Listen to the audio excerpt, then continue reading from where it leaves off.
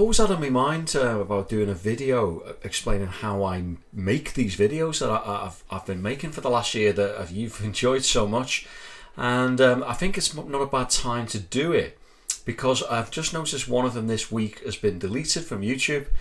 Now the thing is, right, as you all know, the videos include music by the bands. That's the main reason why people watch them in a way, and they wouldn't be the same without that. And as a consequence, obviously I can't monetize them. I can't get any money from the videos because the copyright, and likewise the copyright holders, which are basically computer programs owned by publishing companies, can't delete them at any time. And that's what's happened with one of the kind of like earlier videos I made. It was a Genesis kind of reimagined album, and but anyway, it's gone. You can see there it's been blocked, and technically any of my videos, or in fact all of them, could literally just disappear any second. So get them backed up if you like them, and I'm just going to wobble on for a bit, completely unscripted here, and I know the sound quality's crap, but I just thought I'd show a little bit about how these things get made, because I'm just a one-man band, and I'm doing this as a hobby around my job and my family, and sitting in the sunshine and just being me, and it's a massive time-consuming occupation in a way. So I just thought I'd show some of how I get to make these things. So anyway, so I've been doing it for the last year, and as you can see, they've had a considerable amount of views. It's like 2 million odd views. I had no idea they'd have this kind of impact when I started making these vids. So how do I go about doing them? Okay, so obviously I'm a fan of the music, and I've got a reasonable knowledge of some of the bands, but I do have to do a little bit of digging to flesh the things out and find things that I didn't know. And I suppose that's my mission statement in a way, that if I can find stuff that excites me or I learn from, I think, well, people like me will therefore find that interesting.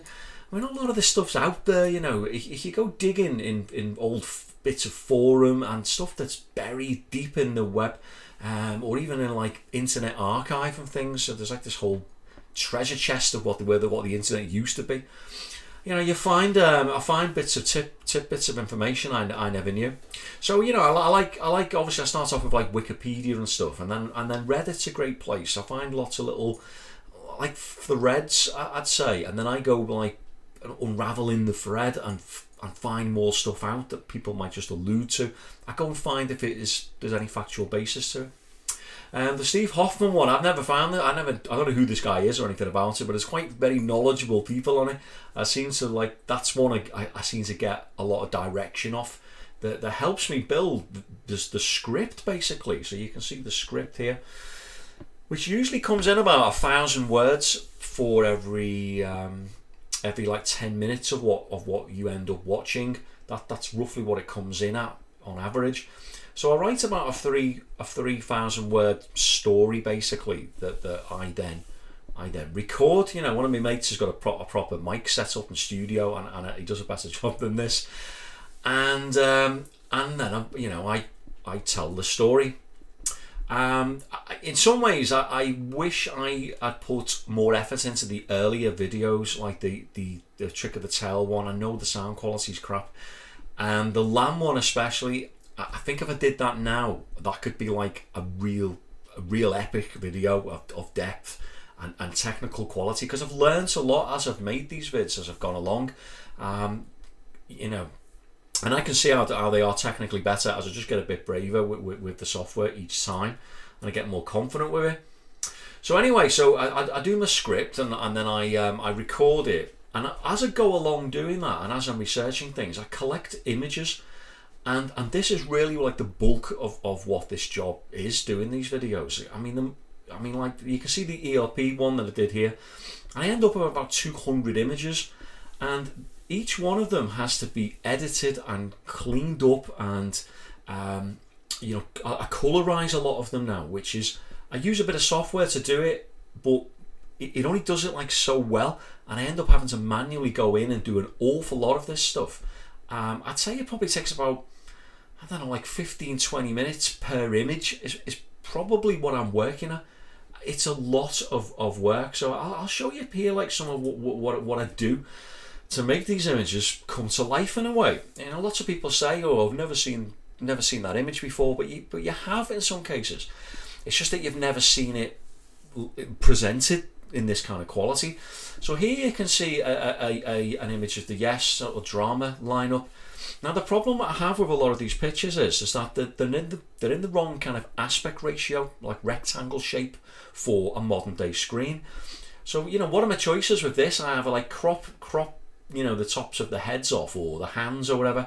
So I end up doing stuff like this, you see, where I kind of like faked the, you know, what's he called, Jeff Downes' arm, but you know, by flipping the other one over, and I've done the same with Alan White's Hawaiian shirt, and I've even nicked, I think, Squire's hand on that and spudged it onto the end of Alan White, and you end up with that. And if you don't know any better, I'd say that's fairly convincing, you know.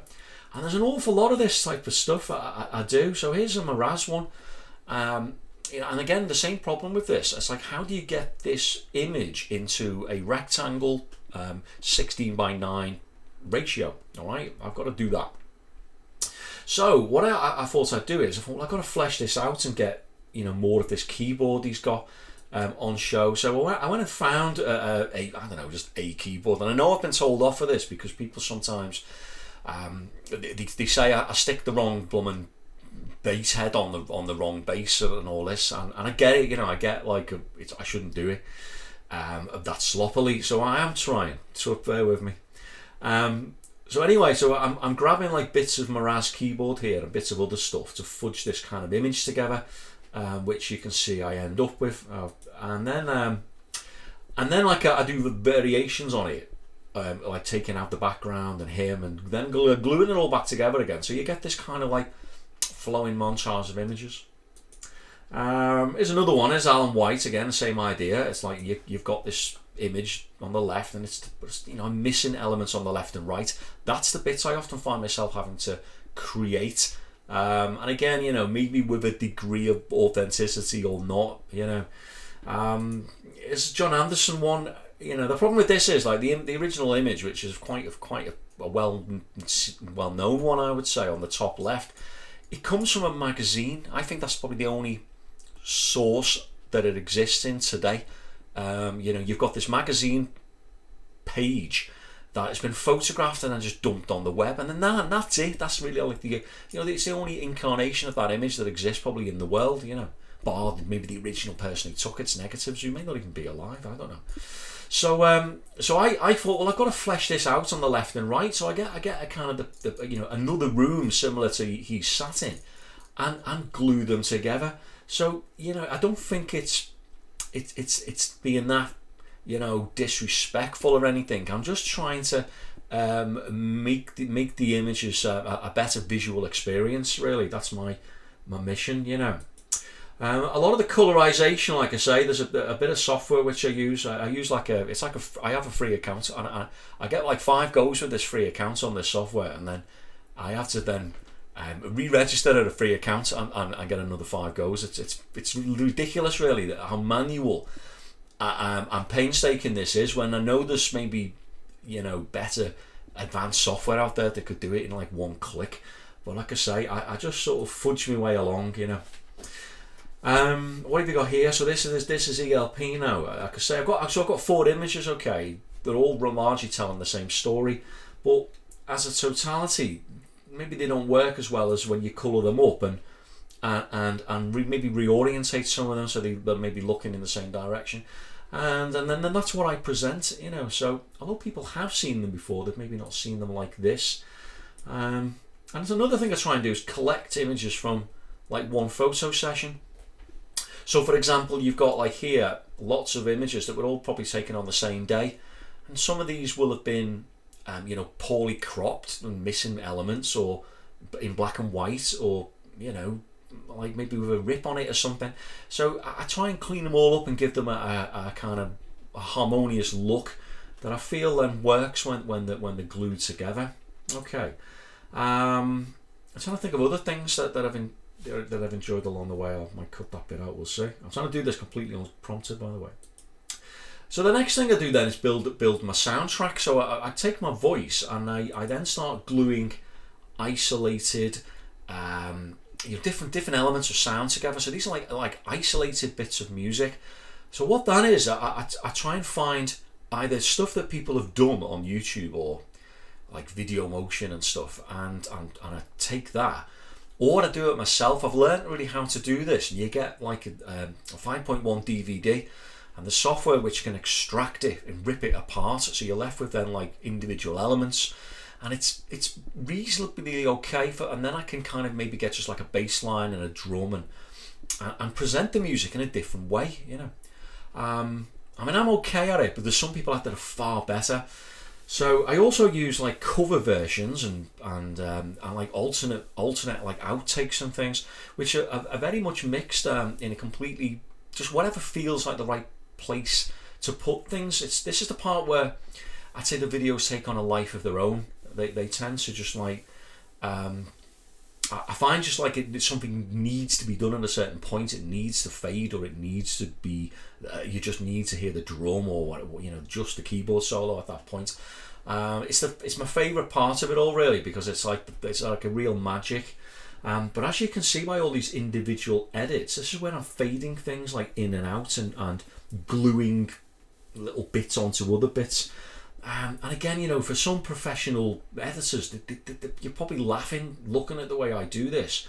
But I'm using like freebie software, but it sounds okay. I think I've got to maybe get better with the mixing ultimately, but by and large, I think enough people have enjoyed the vids to I call it a reasonable success. I then chuck all the images together. Into this thing called Shotcut. It's a video editing software. Again, it's a freebie kind of suite, and they're just sort of like glued together in a timeline, really, as to what I feel needs to go in the right place, and then I branch off and get other images or video to fill gaps, you know. Along the way, I've encountered some great people who have helped me along the way. There's a guy called Amrin, and he goes under the YouTube moniker of Pete Genesis, and he's done a lot of like acoustic guitar work for me. Most noticeably on the Sell in England video, which he really gave it a kind of like medieval feel, which is what I wanted for that video. And he'll do what I ask, and it's great because it's like if I want it a bit slower, or a bit faster, or a bit more medievally, he can create it, and he's got this fantastic bank of things he does. So go and check him out. And he did the Duke stuff as well. I wanted a more melancholic acoustic feel to Duke, and that was I think the first thing we worked on. And there's another guy called Brady Arnold who might be familiar to some of you. He's a kind of strange maverick, and he appears and then disappears off the internet as his moods swing. But his work with some of the isolated tracks, before I kind of figured out a bit of how to do it, but I'm nowhere near in his league. It's just phenomenal. He's got a real ear, for this, and technical skill. And he creates his own music. You know, he's been doing a kind of a lot of like contemporary prog stuff for a long time. You know, and it's all out there in various Bandcamp, sometimes on YouTube, and then sometimes, like I say, he removes it for some reason, then he puts it back again, and he's a bit of an enigma. And I don't think his story's yet been fully told. But nevertheless, another interesting character that I've met along the way. Probably the best encounter was the guy Lionel Koshlan, who created the Duke artwork, and he sent me this book of where the band originally discovered them, and that's probably the best moments of all this for me. As much as the beautiful comments that I got off people, excuse me. It was coming home and seeing my name and address written in the Duke writing on a parcel that had come from France, and it was just like all my Christmases rolled into one. I can't explain it because this is a font that I've looked at for decades, probably like yourself, and to see your name and address written in this Duke writing, and it was a real buzz, you know. and such as so I've the comments, and you know, these videos seem to mean a lot to a lot of people. I think I'm reigniting a lot of people's you know, love for this music, and also you know, a lot of people enjoy it. They seem to like look forward to them, and they tell me about how they settle down and watch it, and how they look forward to it. And people have donated, you know, they've donated money in considerable sums. Some people, and I'm really touched and grateful for that. You know, as a little kind of thank you and reward to me, and you know, it does mean a lot. You know, I've really enjoyed doing these vids. This is not my, unless, like I say, it all gets wiped. You know, this is not my swan song. It's just a little update because I'm in the middle of a ton of stuff at the moment for my job, and although I've got another video in the pipeline, it might be a little bit longer than normal. So I've always had in my mind to chuck a little video out just to explain a little bit about me and how I make these things. And I've got a few things. You know, there's lots of videos which I'd like to make that maybe aren't necessarily related to prog. And you know, here's some of these here. These are just albums which I love, and I think have got maybe an interesting story to tell. You know, but who knows? Maybe I'll just go and do Supper's Ready next or something. So anyway, that's that. I just thought I'd give a little update to people as to what's going on. Don't worry, I'm not going to start doing my top 10 videos and sat in my bedroom type of style. And there you go. So I'll see you probably in about a month with the next video release. Fingers crossed. Bye bye.